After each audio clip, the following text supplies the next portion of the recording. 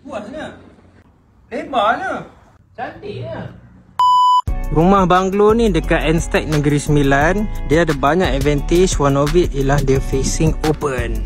Facing playground. So tamu datang tak ada masalah. Anak-anak nak main pun boleh terus main situ. Kalau ada hal kita boleh panggil dia balik rumah balik.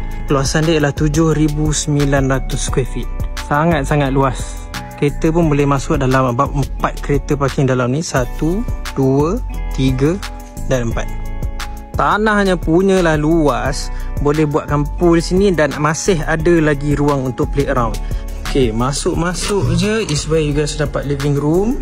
Dan kat bawah ni juga you guys boleh dapat tandas dan bilik. Dan kita akan lalu satu kawasan lorong untuk ke dining area. Dan kita ada kitchen area dekat sini. Dekat sebelah kitchen ni juga you guys boleh dapat maids area dengan maids toilet and access ke tanah sebelah.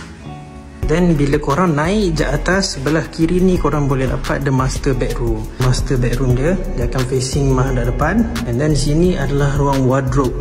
Pada siapa yang tak perlukan wardrobe besar ni, boleh pecahkan dinding ni dan dinding tu. And then terus ke toilet. As you guys can see, dekat koridor first floor ni pun ada beberapa tingkap untuk bantu natural lighting masuk. Ini antara feature yang saya suka untuk rumah ni sebab dia pakai full height glass window. Dia enhancekan lagi cahaya dekat ruang ni. And then across daripada master bedroom tu is where you guys boleh dapat living area dekat ruang atas. Kat sini juga korang boleh dapat another 2 bedrooms dengan individual toilet.